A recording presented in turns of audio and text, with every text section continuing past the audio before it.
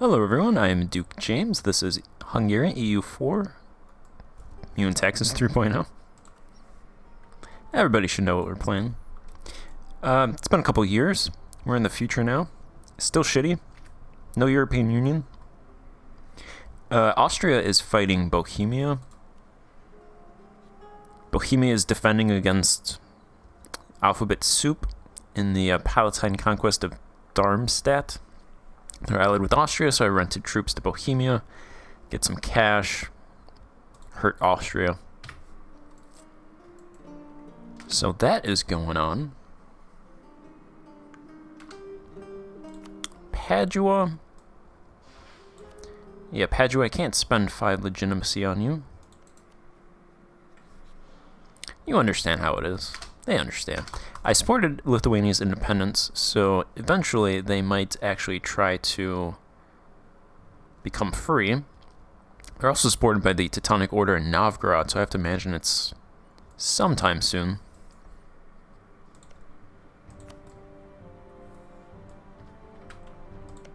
Poland is allied with Burgundy, who I think should have a fair bit of troops until France eats them. They have 9,000, so it's practically me. And then Wolgast probably doesn't have many troops. Yeah, so that should happen soon. So we've got that to look forward to. You can break Poland out of that alliance. Start eating their territory. Specifically, these 2 salt mines would be really nice. Of course, I'd have to go through here, so I'd have to get 3 provinces.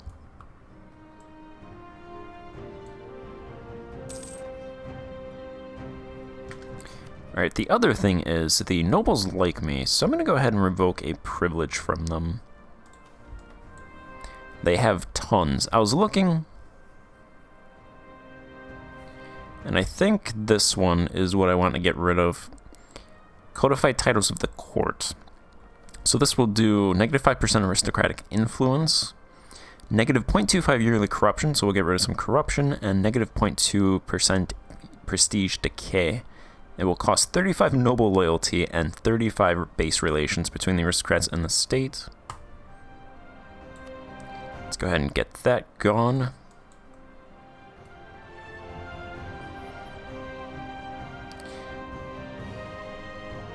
I'm going to go ahead and do a strategic marriage.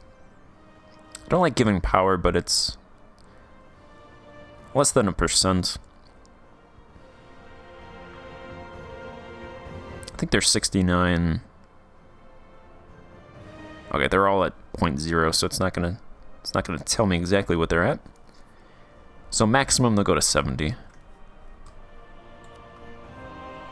Nobles are a tough case because they have a lot of privileges, and none of these are really redeemable in any quality. The burghers at least have redeemable privileges where they give you stuff.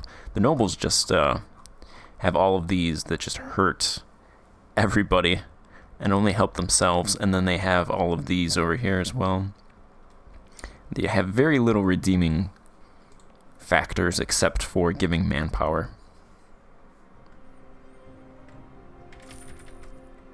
They give a little bit of manpower,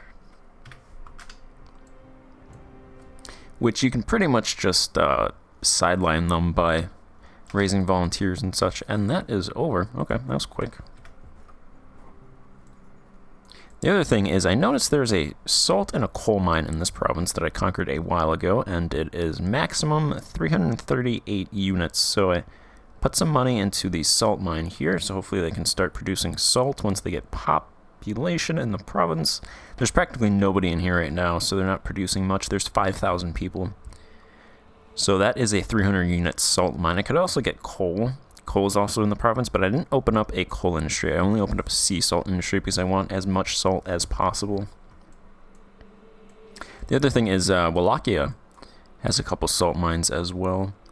They got a couple salt mines, a couple coal mines, a lot of farmland, and a couple provinces. These 2 provinces are over 10,000 urban pop, so I can put higher education in these 2 provinces.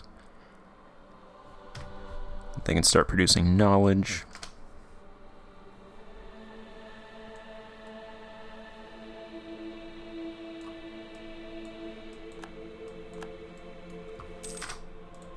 Who won this war? Austria. Okay, they're still at war. They just pieced out Austria. They pieced out Austria before I could conquer one of their provinces. But that means I'm still in the war, actually.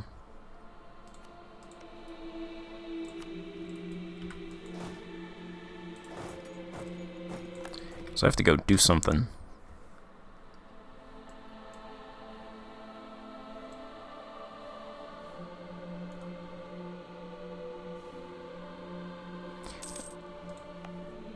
Alright, so this province building a harborage, it's at 5.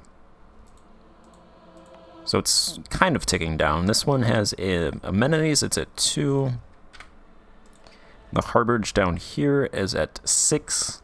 So they're going just very slowly. This province I built pathing, it already happened.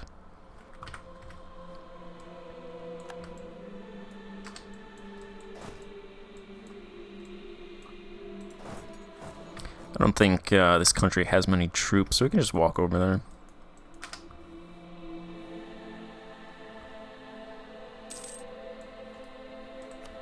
Yeah, I was going to look at the autonomy. Yeah, I think most of these down here are high. Yeah, separatism. So once that separatism ticks away, it should actually decrease a lot. I think most countries have good autonomy. It's a lot easier to get and keep your autonomy low nowadays.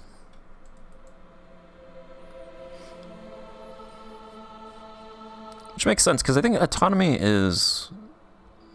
You could get around autonomy by just spending more mana, but if you want stuff from your provinces, then you have to spend a lot of mana if there's a lot of autonomy.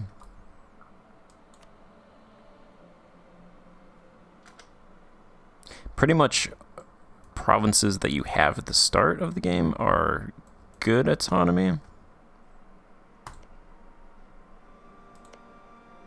These provinces have level 1 pathing. Some of them do. They're pretty far away from their capital.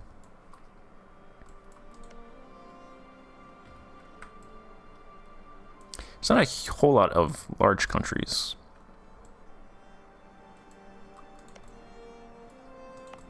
So I'd say this is actually pretty good, considering we just conquered Wallachia and we conquered these provinces not that long ago. These provinces aren't really connected to anything. They'd have to go through Croatia. That always sucks. So I'm building the harborages to ride down the Danube. This province already has level 2 pathing, so I'll just build the harborages down here.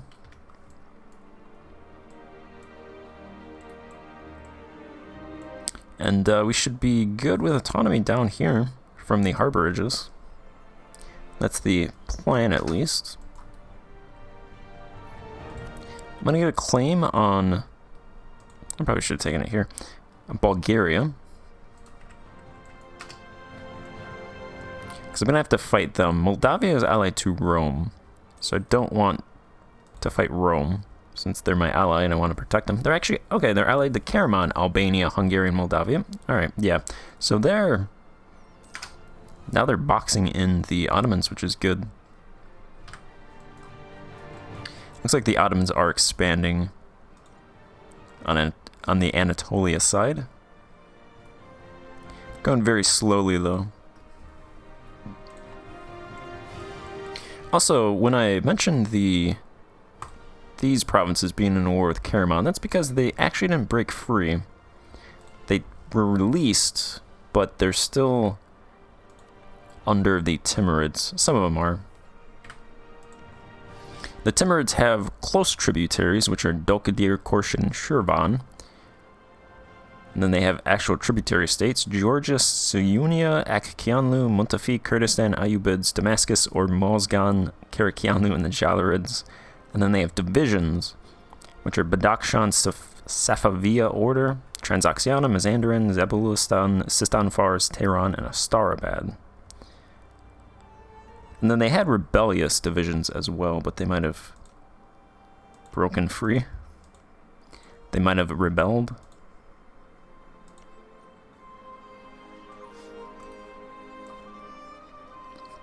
I'm not sure actually how the game defines these. Like, a division...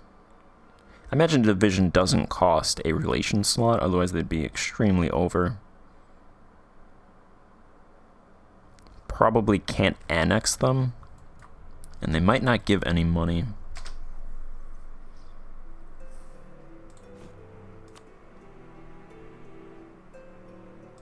I'm gonna stick a diplomat on neighboring countries. There's a privilege from the nobles that gives diplomat if you revoke it. I kind of want to do that because I want three diplomats. Since you can't trade with people that hate you, it's good to keep your relations up with as many people as possible. Also, I've started to convert some of these provinces. Our king is now calm. Alright, some diplo rep and stability reduction.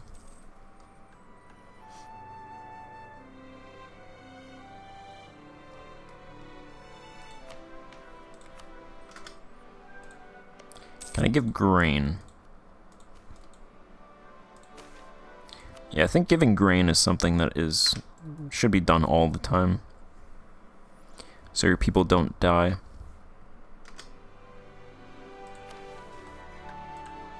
Also, what I've been doing is for map modes, I've been selecting all my provinces, but there's actually a map mode type, or map mode scope for owned provinces. So that's definitely better. Actually, what was that? Oh, all provinces that I do not own, all my owned provinces. Yeah, all my owned provinces.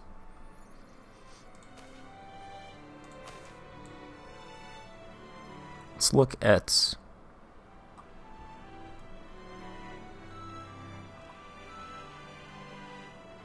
rock salt deposits. Yeah, there's 2 rock salt deposits in Wallachia.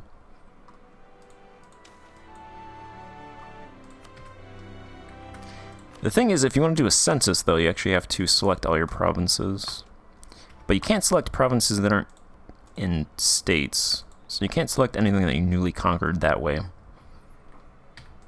So it kind of screws up censuses. Censi. But our salt production is now 100. We demand 124. I imagine we produce a little bit more than... We should produce a lot more than that because of the 2 salt mines in Wallachia. We probably demand a little bit more as well, but I think that gap should be closed when we consider Wallachia. And then I'll also invest in those salt mines.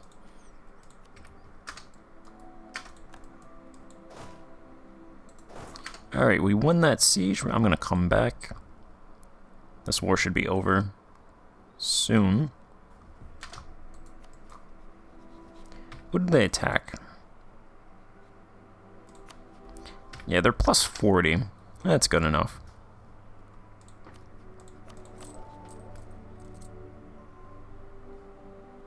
Realm expenses, 14 ducats. I did overinvest in some provinces, so my realm expenses are a lot more now because of that.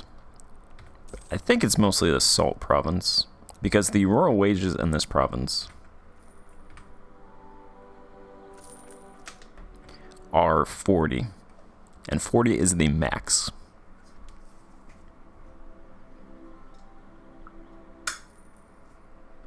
There you go. The rural wage is 40. Urban wage is 1. Burger wage is 1.024. Labor difference is negative 3.3, which doesn't seem like a lot, but there's actually only 0.7 peasants. So there should be a lot of people migrating in this province. And since the wages are high, there should be a lot of people being born. Eventually, there's 2 people being born, or 20 people being born, and 190 migrating.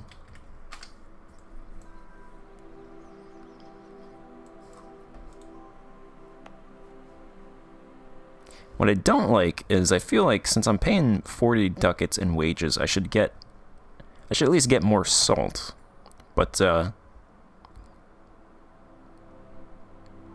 we don't really produce that much. 1.4 out of 7.9.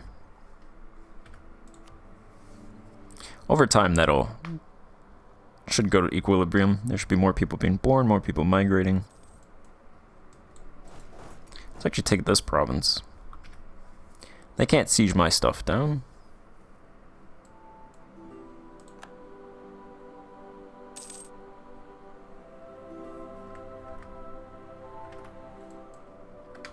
Ah, okay, it's over.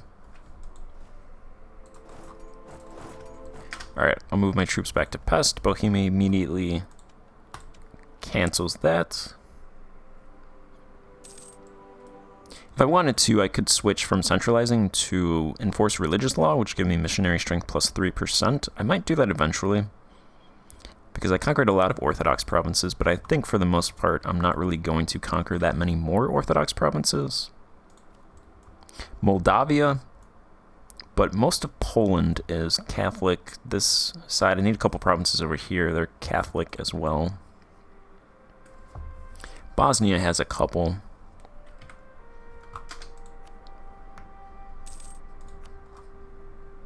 We lost an advisor. I definitely don't want an aristocratic advisor. Like a spiritualist advisor.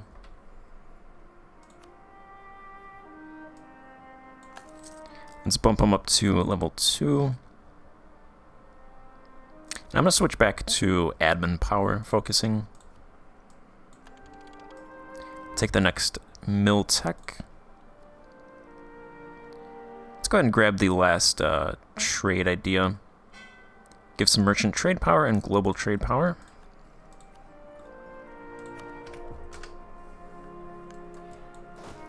These guys can drill, and then I'm going to end this part here and pick it up in the next part. So thanks for watching, and goodbye.